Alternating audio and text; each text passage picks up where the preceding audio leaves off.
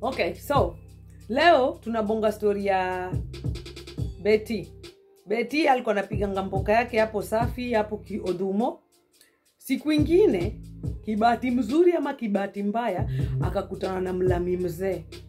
Huyu mlami mzee atakuja kukua bwanake huko in future. But sahi wakakuwa na push kidogo mlami mzee akaleta huyu Betty Maju. By Maju na maanisha Maju Europe, sio TZ ama Gulf. Wajua nyinyi mnaitanga tu anywhere Maju. So anyway wakakuwa naishi 50.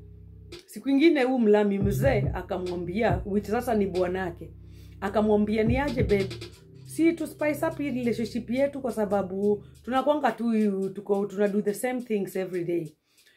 Then Betty akabonga na best yake akamwambia ni aje, si unaweza tu joiningi sasa chaka. Dem akakuwa nakuja wana make out hapo hivyo mbele ya mlami pamoja, wanapigana mavitu hivyo pamoja, wame spice up relationship na ikakuwa ina work out. Aya, mlami alikuwa kofiti, anashughulikia udem, anamlipia bills zote, anampatia pocket money, anamtumia do kwa watu wake huko Afrika. I mean huko Kenya, anatumia wa mama yake, ma sister zake na everyone, yeah? So, siku ingine, sasa hapo ndio point yangu, story na bamba. Dem, chalia bwana mzee, mlami, akambia udem ni aje mimi naisha tao leo naenda shopping. Watakwenda na mimi? Dem akamwambia mimi nimechoka leo. After ile kazi yote tulifanya jana, mimi nimechoka, wacha tu si tupumzike hapa. Chali, acha niseme chali mzee, mlami mzee wake akaenda shopping akarudi. Betty alikuwa ameshaenda. Kidogo bwana yake akamwambia, niache babe, uko na time leo tuingie hivi kwa room si tujibambe, nimebai hii anamonyesha nini, dildo kubwa ya black. Dem akastuka, akamuliza ni aje kwanza, in the first place mbona we ni mzungu mlami mzee na ulibai dildo ya black? Why? Kwa nini na alibai dildo kubwa yenye iko mpaka na maveins? Sijui kama naweza onyesha maveins. Whatever. Ilikuwa na maveins imejaa kubwa. Dem akamwambia, dem akadhania yote inataka kumuingia.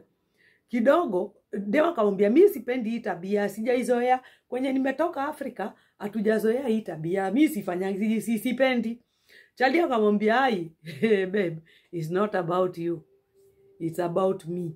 Mimi ndo nataka unipige kitu na hizi dildo. Dem anamwambia hizi hapana, mimi sijaidi karibu nitumie jina mbaya. Mimi sijawahi ingiza Charlie kitu kama hii before.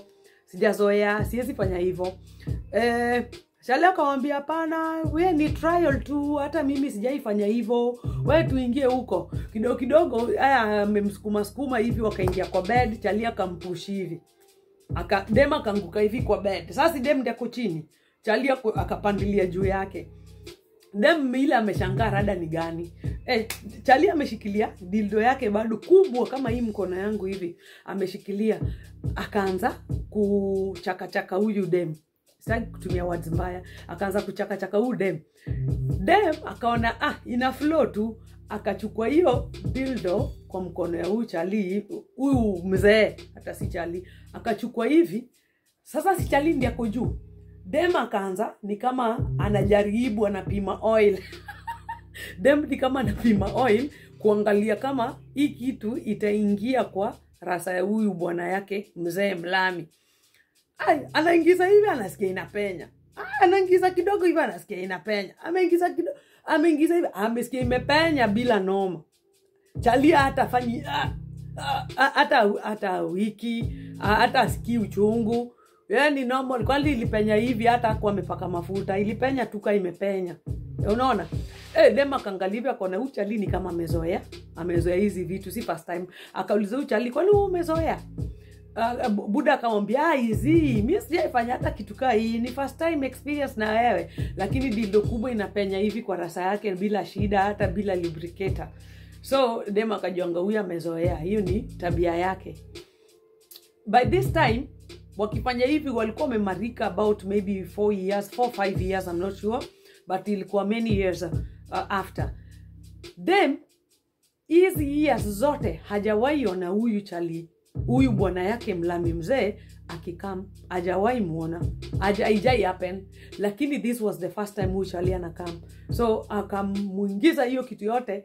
Hiyo ndio ilibamba huyu chali, ni kama anapenda hizi fetish behaviors. Aliingiza hivi chali, hiyo ndio siku chali aliona tuka imetoka chwa, akashindwa gai huyu chali anabambikangi na mimi, lakini na kitu kubwa nikiingiza kwake hivi anakam na huyu ni bwana yake. Ajajaja, hizo ndio vitu zenye madem huku hivi majua uko through. Bado wako na huyo dem, lakini sahi wana divorce kwa sababu dem alikama kajua huyu bwana yake mzee anapendanga tu chuma kubwa kubwa kuingizwa. Dem angeweza kufanyanga hivyo juu si tumezoea chali, na chali ndio yule lala na dem, si ati dem ndiye ana have kuchukua kitu alafu ana have kumuingiza. Unaona, hiyo ni noma.